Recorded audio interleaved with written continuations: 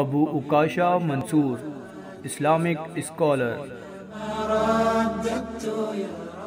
قل إن كنتم تحبون الله فاتبعوني يحببكم الله ويغفر لكم ذنوبكم والله غفور رحيم۔ کوئی شخص اس وقت تک مومن نہیں بن سکتا جب تک وہ محمد الرسول اللہ صلی اللہ علیہ وسلم سے اتنی محبت نہ کر لے کہ وہ محبت اس کے دل میں ہر چیز سے زیادہ اور بڑھ کر ہو، اور حتیٰ کہ اس کی اپنی جان سے بھی زیادہ ہو۔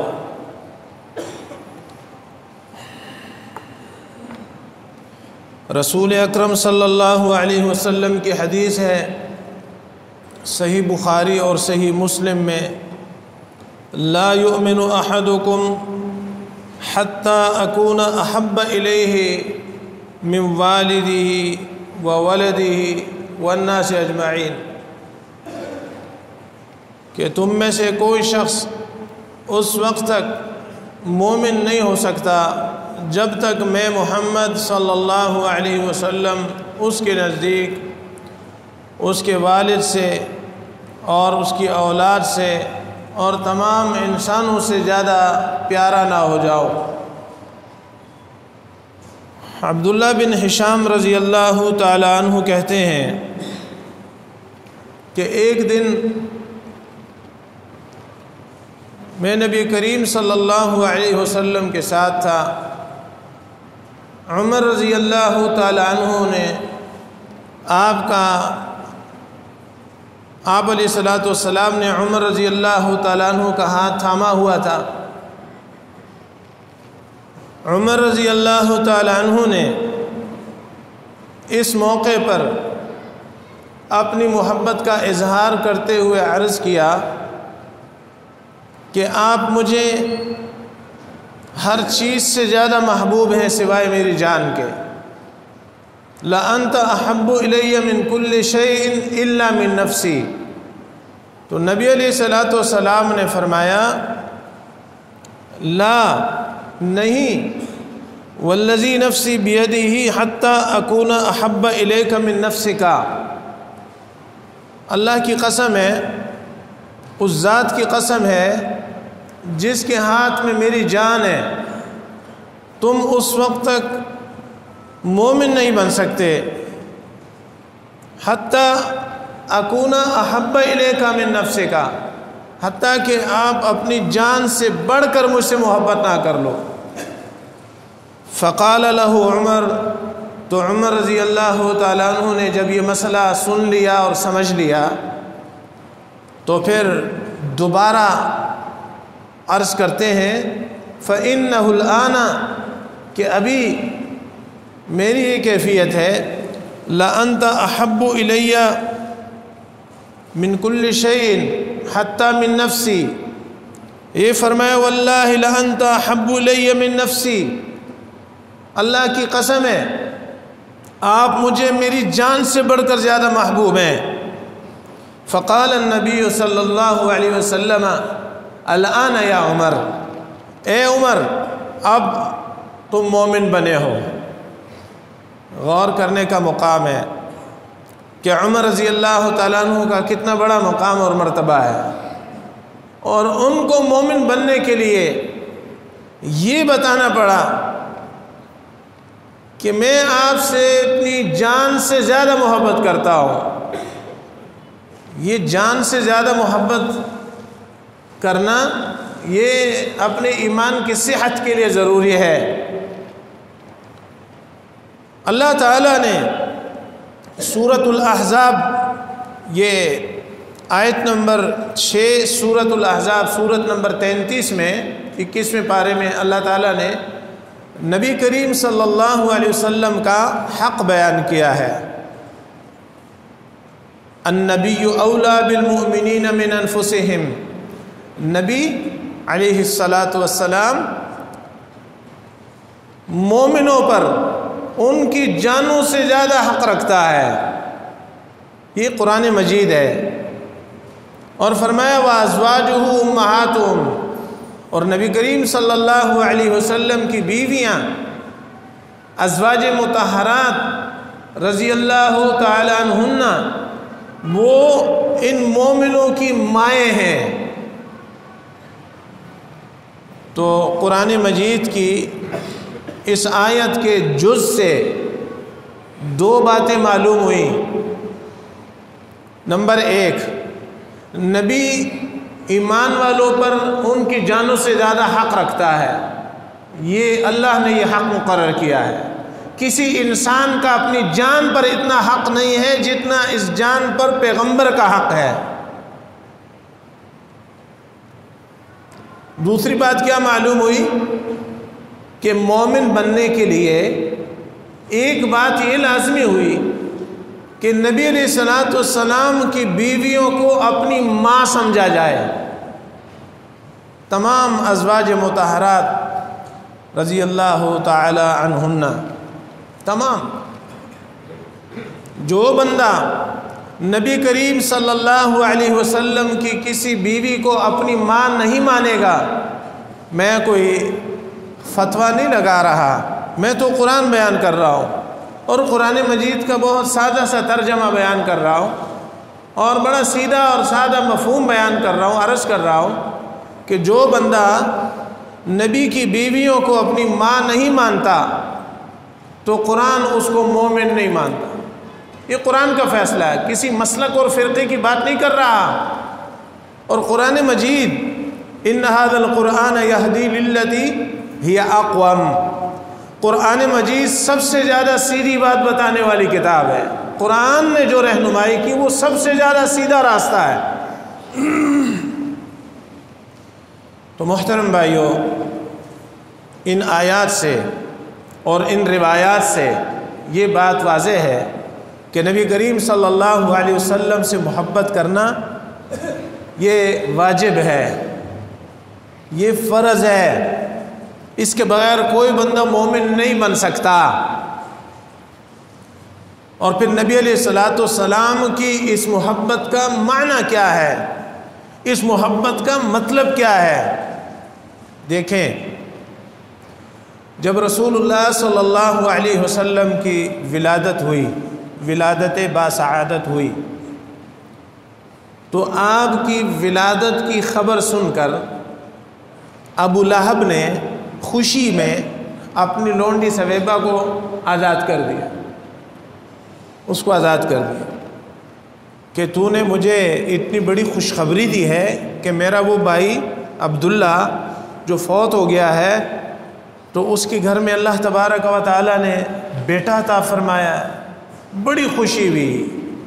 خوشی کی خبر لانے والے کو کچھ دے دینا یہ اچھا عمل ہے۔ تو آپ کہو گے کہ ابو لہب تو مسلمان نہیں تھا، تو اچھا عمل کیسا ہوا؟ جب کعب بن مالک رضی اللہ تعالیٰ عنہ کی توبہ کی خبر آئی نا کہ اللہ تعالیٰ نے کعب بن مالک کی اور ان کے ساتھیوں کی توبہ قبول کر لی ہے، تو خبر لانے والے نے جب خبر دی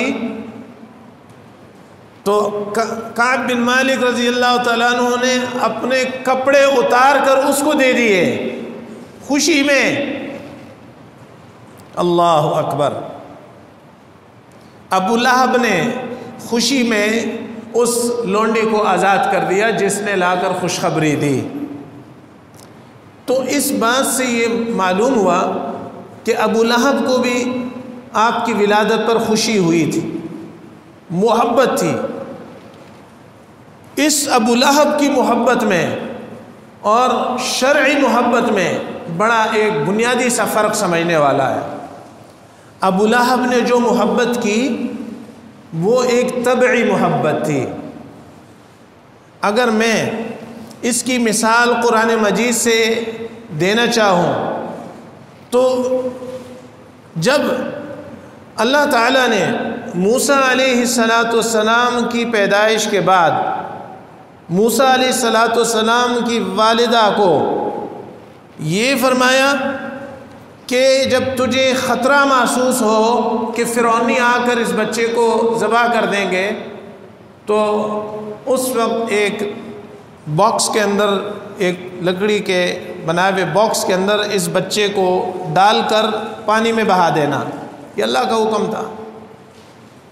اِنَّا رَادُّهُ إِلَيْكِ، میں اس بچے کو واپس تیری گود میں لاؤں گا۔ کیا ایمان تھا، عقل کے خلاف ہے۔ بچہ ہے، تیر بھی نہیں سکتا، باکس ہے، کشتی نہیں ہے، اللہ کا حکم ہے۔ جب اللہ کا حکم آ جائے تو اپنی عقل پر اس کو تولنا جائز نہیں ہے۔ پھر میرے تو سمجھ میں نہیں آ رہا، تیری سمجھ ہے کتنی کہ تجھے سمجھ آئے؟ اللہ اکبر۔ آج جو لوگ اپنی عقل کو بنیاد بنا کر یہ کہہ رہے ہیں کہ یہ باتیں تو ہماری عقل میں نہیں آتی، تو یہی لوگ قیامت کے دن اپنے اس عقل پر افسوس کرتے ہوئے کہیں گے لو کنا نعقل لو کنا نسمع او نعقل ما کنا فی اصحاب السعیر، کاش ہم بات سن لیتے یا عقل سے ہی کام لے لیتے تو آج ہم آگ والوں میں نہ ہوتے۔ تو موسیٰ علیہ السلام کی ماں نے اللہ کے حکم کے مطابق اپنے لخت جگر کو باکس میں ڈال کر پانی میں بہا دیا، تو وہ باکس بہتا بہتا چلتا چلا جا رہا تھا۔ تو اپنی بیٹی سے کہا کہ جا کے دیکھ، موسیٰ علیہ السلام کی بڑی بہن سے کہا جا دیکھ یہ باکس کہاں جاتا ہے۔ اس کو پتہ چل گیا کہ جاتے جاتے فرعون کے محل کے پاس سے لوگوں نے اس کو نکال کر فرعون کے گھر میں پہنچا دیا۔ جس دشمن سے خطرہ تھا کہ یہ بچوں کو پیدا ہوتے ہی ذبح کر رہا ہے، اسی کے گھر میں اللہ نے پہنچا دیا۔ بیان کرنا یہ چاہتا ہوں کہ جب اس بچے کو فرعون نے دیکھا اور فرعون کی بیوی آسیہ نے دیکھا تو اللہ فرماتا ہے وَأَلْقَيْتُ عَلَيْكَ مُحَبَّةً مِّنِّي، ہم نے موسیٰ کی محبت ان پہ ڈال دی۔ کن پہ؟ جو دشمن تھے۔ یہ بتائیے فرعون کی محبت جو اللہ نے اس کے دل میں اس چھوٹے بچے کی ڈالی، اور فرعون کی بیوی کی محبت جو اللہ نے فرعون کی بیوی کے دل میں ڈالی اس بچے کی، یہ دونوں بڑی الگ الگ محبتیں ہیں، بڑا فرق ہے۔ محبت فرعون کے دل میں بھی آئی تھی اس چھوٹے بچے کی، تو کیا بھائیو فرعون کی یہ محبت اسے آگ سے بچا سکی؟ کیا فرق ہے؟ یہ محبت ہی طبعی، جیسے چھوٹے معصوم بچے کو دیکھ کے پیار آ جاتا ہے، اور فرعون کی بیوی نے جو محبت کی آگے چل کر یہ طبعی محبت شرعی محبت میں بدل گئی اور وہ موسیٰ علیہ السلام پر ایمان لے آئی۔ اگر ابو لہب نے جس محبت کا اظہار کیا تھا پیدائش اور ولادت پر، اگر نبوت کا اعلان سن کر ایمان لے آتا تو وہ پہلے دن کی محبت بھی کام آتی اور یہ ایمان لانے کی بنیاد پر وہ نجات پا جاتا۔ ولادت پر خوشی منائی اور اعلان نبوت پر مخالفت پر کھڑا ہو گیا۔ اور جب آپ نے اللہ کا حکم سنایا لوگوں کو، یا ایھا الناس قولوا لا الہ الا اللہ تفلحوا تملک العرب والعجم، اے لوگو لا الہ الا اللہ کہہ دو، تفلحوا میں تمہیں ضمانت دیتا ہوں کہ تم کامیاب ہو جاؤ گے، تملک العرب والعجم، عرب اور عجم کے مالک بن جاؤ گے۔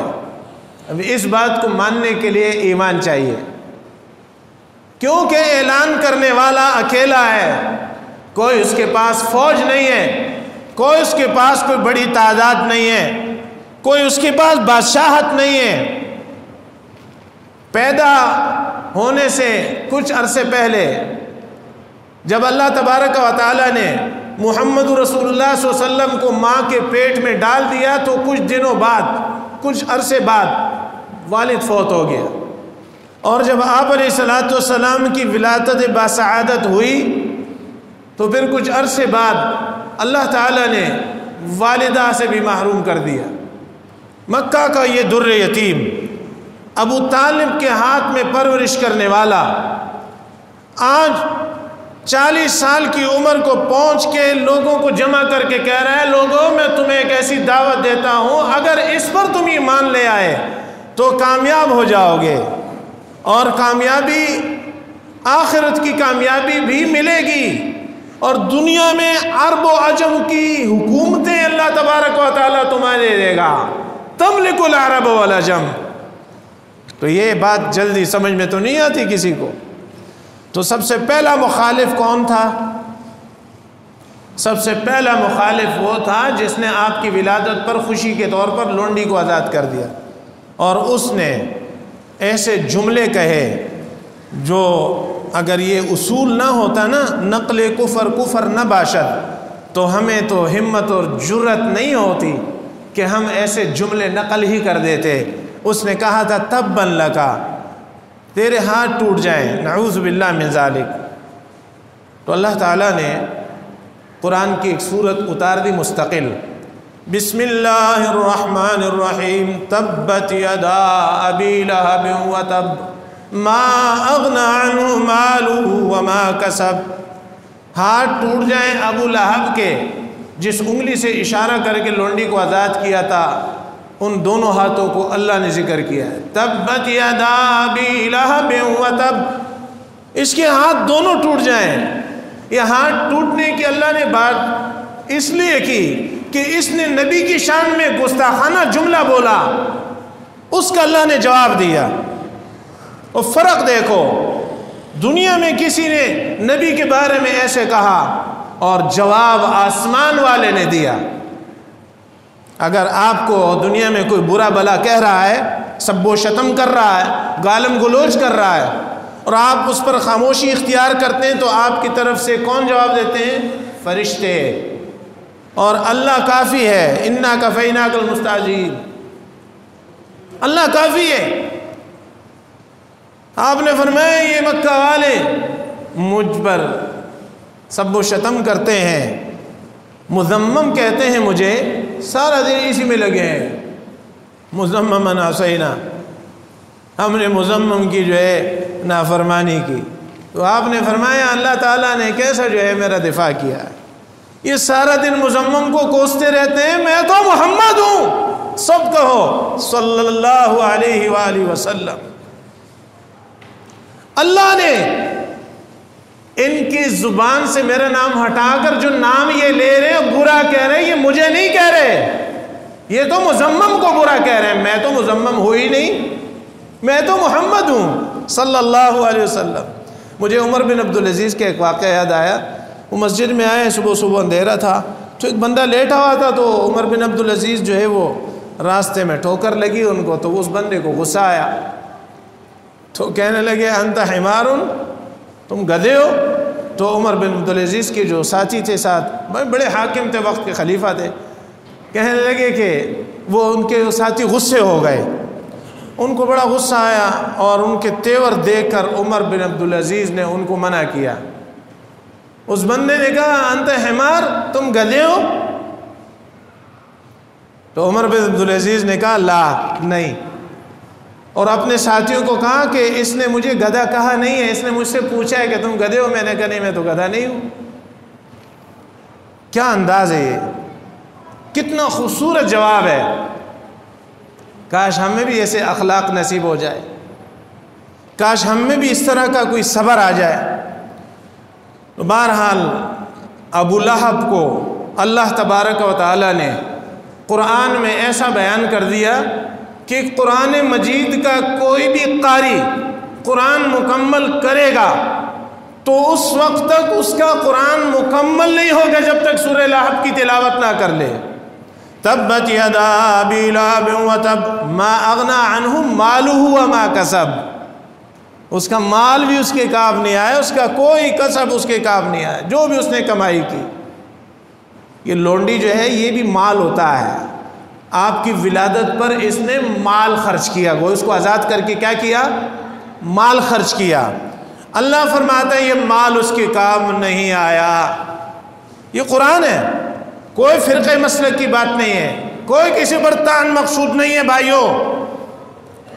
اپنے فرقے اور اپنے مسلک کے تعصب میں کان بند کر دینا اور صرف جو ہے ایک پروپیگنڈے سے متاثر ہو کر حق کو ٹکرا دینا تمہاری اپنی مرضی ہے، لیکن میری یہ نصیحت یاد رکھنا، میری بات تمہیں اچھی لگے یا بری لگے، یہ ضرور سوچنا کہ اگر ہم اس بات کو ٹھکرا دیتے ہیں تو کہیں ایسا نہ ہو کہ اپنے مسلک اور فرقے کو بچانے کے چکر میں ہم اپنے ایمان اور اسلام سے ہاتھ نہ دھو بیٹھیں۔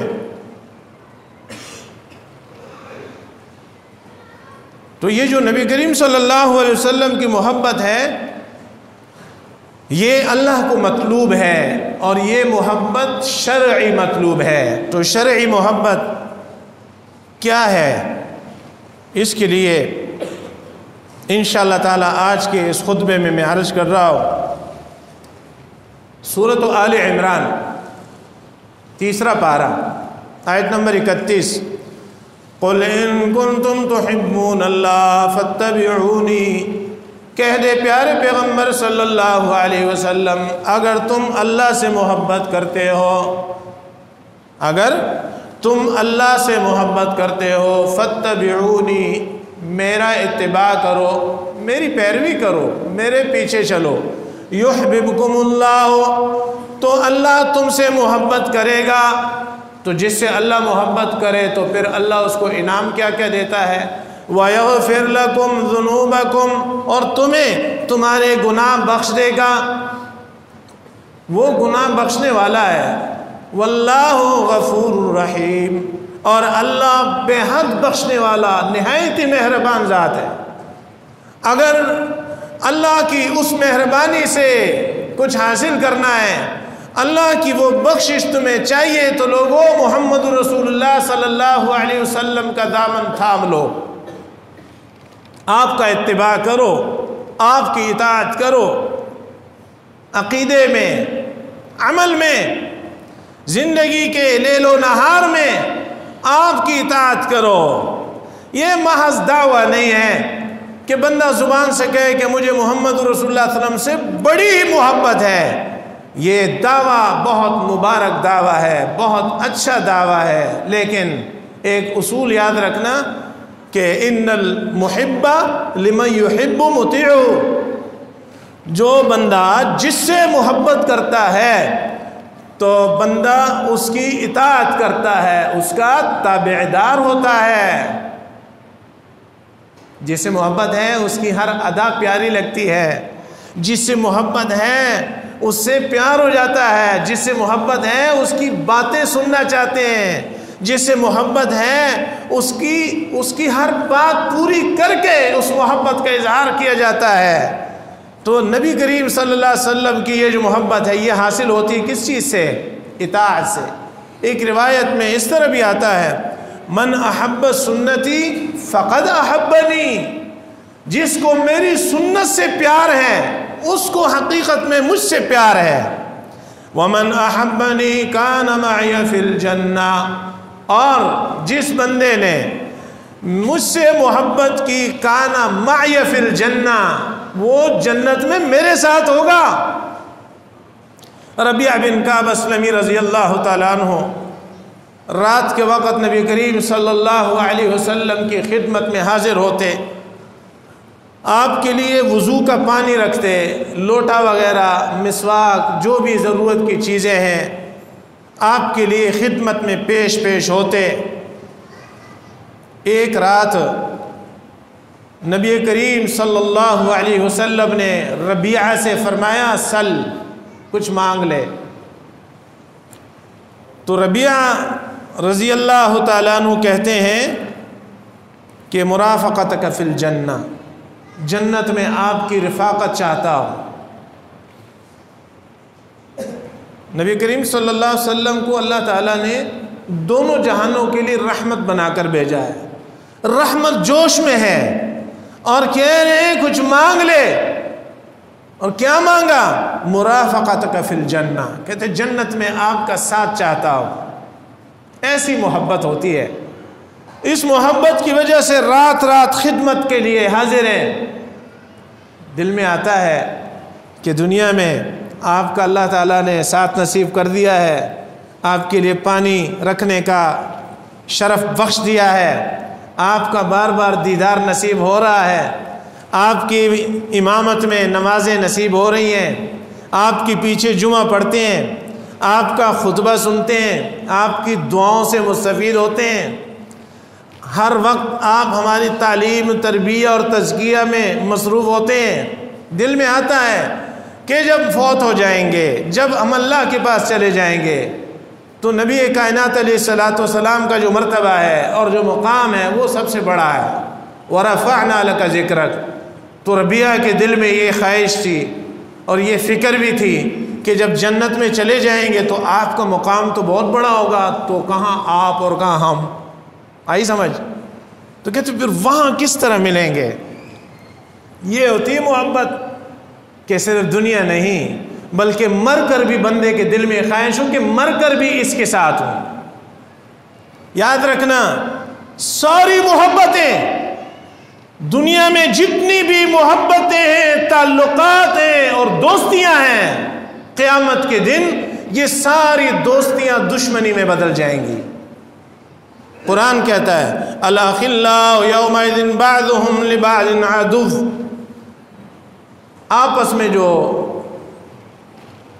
دوستیاں تھیں، گہری دوستیاں، الأخلاء گہری دوستیاں تھیں آپس میں، دنیا میں ہر وقت ساتھ رہنا، ایک جیسے کپڑے سلوانا، ایک ساتھ کھانے کے لیے جانا، ایک ساتھ سیر کے لیے جانا، ایک ساتھ ایکسرسائز کرنا، ایک ساتھ کاروبار کرنا، ایسی محبت ہے کہ ایک دوسرے سے جدا ہی نہیں ہوتے۔ فرمایا یہ سارے دوست آپس میں جو ہیں آج دنیا میں، یہ سارے ایک دوسرے کے قیامت کے دن دشمن بن جائیں گے۔ الا المتقین، الا المتقین، الاخلاء یومئذ بعضهم لبعض عدو الا المتقین، سوائے متقین کے۔ جو تقوی والے ہیں نا، جن کی دوستیاں اللہ کے لیے ہیں، جو گناہ پہ دوست نہیں بناتے،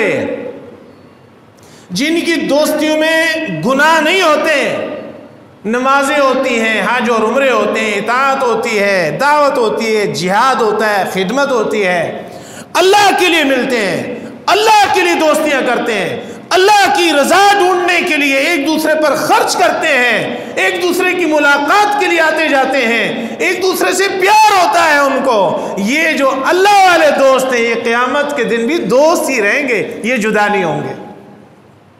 اللہ ہمیں یہ دوستیاں عطا فرما دے۔ اللہ ہمارے دوستوں میں اگر کوئی ایسا دوست ہے جو قیامت کے دن ہمارا دشمن بنے گا، اللہ اسے آج ہی ہمارا دوستی والا سلسلہ یا تو اسے ختم کر دے، یا اس سے بہتر یہ ہوگا کہ اللہ اس کی دوستی اس دوستی میں بدل لے جو پھر قیامت کے دن بھی ہمارے کام آئے۔ یہ زیادہ بہتر ہے، کیا خیال ہے؟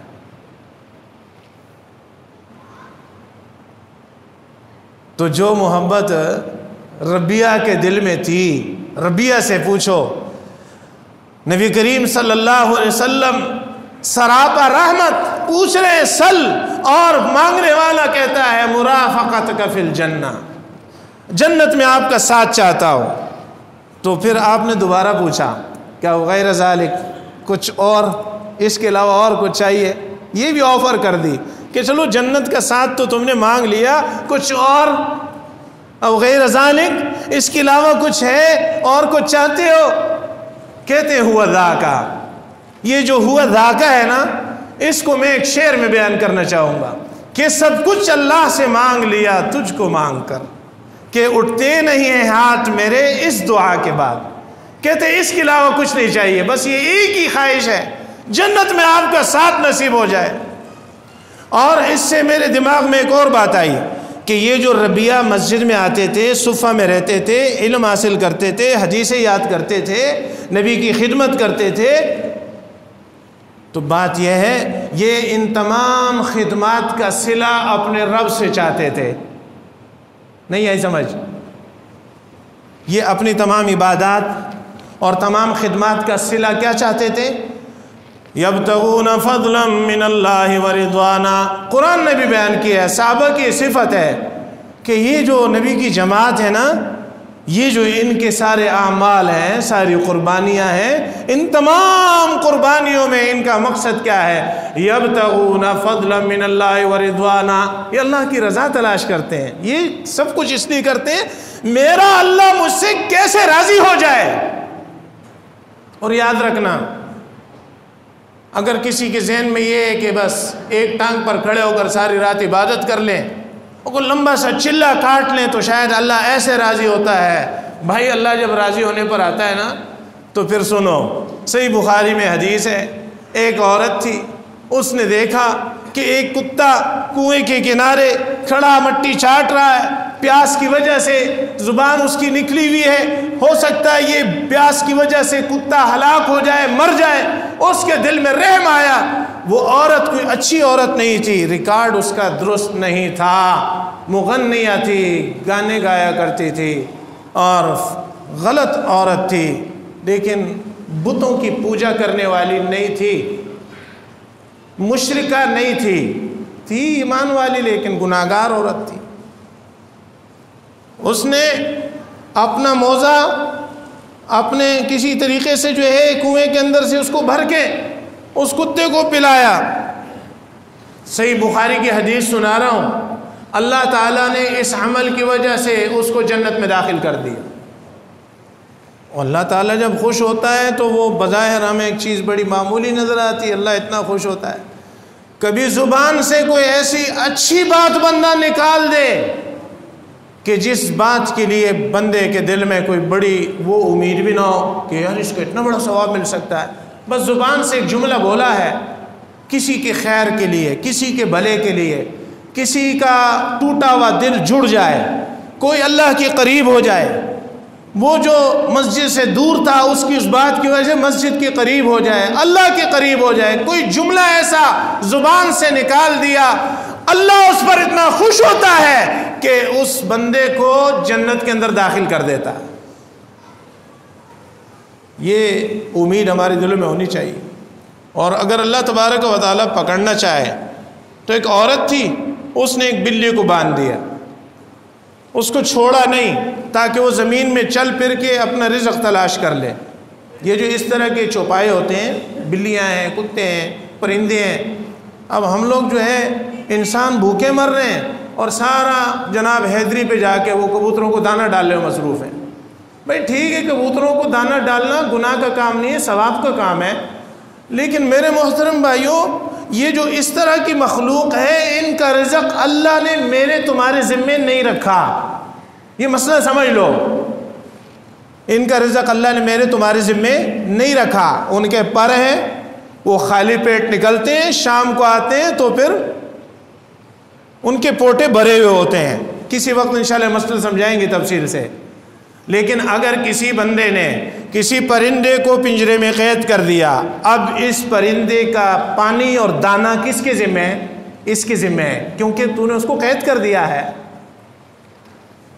بلی کو آپ نے پال لیا ہے، آپ نے اس کو کسی پنجرے میں رکھا ہے، اب اس کو کھلانا پلانا تیرے اوپر لازم ہے.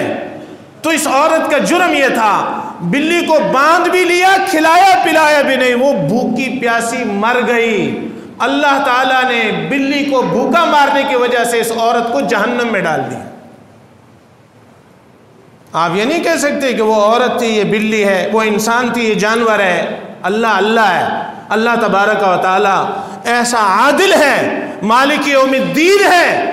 یہ تو انسان ہے، اگر جانور بھی آپس میں ظلم کرتے ہیں مکلف نہیں ہے، لیکن اللہ تبارک و تعالیٰ اپنے عدل قیامت کے دن دکھائے گا اور جانوروں کو زندہ کر کے ان کے بدلے دلوائے گا اور دلوا کر ان کو مٹی کر دے گا. اور کافر یہ منظر دیکھ کر کہے گا یا لیتنی کنت ترابا، کاش میں بھی آج مٹی ہو جاتا. اس لیے بھائیوں بہت احتیاط کے ساتھ بولنا چاہیے، بہت احتیاط کے ساتھ عمل کرنا چاہیے، بہت احتیاط کے ساتھ قدم اٹھانا چاہیے. یہ زندگی بڑی محتاط گزارنی چاہیے کہ زبان سے ایسا جملہ نہ نکل جائے کہ اللہ ناراض ہو جائے، اور کوئی ایسا کام ہم کر لے جس پر اللہ خوش ہو جائے، بھائی اللہ راضی ہو جائے۔ تو ربیعہ نے جب یہ کہا کہ جی جنت میں آپ کا ساتھ چاہتا ہوں، تو آپ نے فرمایا اعنی علی نفسک بکثرت السجود، یہ جو تیرا معاملہ ہے نا، جو تو چاہتا ہے کہ جنت میں میرا ساتھ نصیب ہو، تو میں اس کا ایک تمہیں طریقہ بتاتا ہوں، تو اس میں میری مدد کر بکثرت السجود، کثرت کے ساتھ نمازیں پڑھ کر۔ کثرت السجود سے کیا مراد ہے؟ نفلی نمازوں کی کثرت۔ جو بندہ تہجد پڑھتا ہے، اشراق کی نماز پڑھتا ہے، 12 سنتوں کا اہتمام کرتا ہے، مستحب سنتوں پر عمل کرتا ہے، اور تحیۃ الوضو، تحیۃ المسجد نفل کا شائق ہے، اور نفلی نمازوں کا جو ہے عامل ہے، اور نفلی صدقات اور نفلی نمازیں، اس کی محبت اس کے دل میں بہت زیادہ ہے، اس بندے کو اللہ تعالیٰ جنت میں نبی کریم صلی اللہ علیہ وسلم کا ساتھ نصیب کرے گا۔ اس حدیث سے یہ نکلتا ہے۔ ہم تو فرض نماز کے لیے جو ہے وہ ہماری ٹانگیں جو ہے وہ 2 من کی ہو جاتی ہیں۔ ویسے یہ ہمارے جو نوجوان ہیں نا، یہ جاتے ہیں وہاں کلب میں، وہ ویٹ لفٹنگ کرتے ہیں، ویٹ لفٹنگ کرتے ہیں، وزن بڑھتا جاتا ہے، کہتے ہیں آج میں نے اتنا ویٹ اٹھایا ہے، اور صبح جب نماز کا ٹائم ہوتا ہے تو 400-600 گرام کا کمبل اس بیچارے سے اٹھتا نہیں ہے، کہتے ہیں میں نے 100 کلو وزن اٹھایا ہے۔ تجھے میں ویٹ لفٹر نمبر 1 مانوں گا جب تو یہ صبح کے وقت کمبل اپنے آپ سے اتار کے دکھائے اور مسجد میں آ کے دکھائے۔ بھائی اتنی لمبی راتیں اور مسجد ویران، اتنی لمبی راتیں اور فجر میں مسجد خالی، دیکھ کر رونا آتا اللہ کی قسم۔ اس مسجد کی ایک صف فجر میں پوری نہیں ہوتی، ایک صف بھی پوری نہیں ہوتی۔ بڑے بڑے ماشاءاللہ لوگ موجود ہیں، بڑے بڑے دعوے، کوئی کہتا ہے میں اہل سنت والجماعت ہوں، دوسرا کہتا ہے میں اہل حدیث ہوں، وہ کہتا ہے میں سلفی ہوں، تیسرا میں انصار سنہ ہوں، ایسے ایسے نام رکھے ہیں، سٹور سارے خالی پڑے ہیں، بڑا سا بورڈ لگا ہے، بڑی سی دکان سجائی ہے، بڑی مارکیٹنگ کی ہے، یہ فلاں دکان ہے اور یہ ہے اور وہ ہے، اور دکان پہ جب آ کے دیکھا تو کچھ بھی نہیں ہے، خالی پڑی ہے، یہ بڑے بڑے نام ہیں، اور صبح جب آ کے ہم نے مسجد میں دیکھا تو کوئی نظر ہی نہیں آ رہا الا ماشاء اللہ۔ یہ جو بھائی آتے ہیں، جو بزرگ آتے ہیں، بوڑھے بوڑھے اور نوجوان، اور جن کو اللہ تعالیٰ خصوصی رحمت کے ساتھ نوازتے، ماشاءاللہ ان کے چھوٹے بچے بھی فجر کی نماز میں ہمیں نظر آتے ہیں۔ یہ جو فجر میں آتے ہیں بھائی، ان کو نیند آتی کہ نہیں آتی؟ ان کو بخار ہوتا ہے کہ نہیں ہوتا؟ ان کے مسئلے مسائل ہیں یہ بالکل فارغ ہوتے ہیں؟ اتنی لمبی راتیں اور فجر میں غائب۔ میں نے تو آپ سے تہجد کی بات کرنی تھی اگلے جمعے سے ہی۔ اللہ تبارک و تعالی ہمیں صحیح علم عطا فرمائے، عمل کرنے کی توفیق عطا فرمائے۔ یہ موضوع چل رہا ہے، انشاءاللہ اس کو آگے جو ہے جاری رکھیں گے۔ آپ سے میری یہی استدعا ہے کہ آپ اذان جمعہ سے پہلے تشریف لائیں تاکہ آپ کو فائدہ ہو، ہمیں بھی فائدہ ہو۔ اقول قولی ھذا واستغفر اللہ لی ولکم ولسائر المسلمین۔ ریاض الجنہ اسلامک سینٹر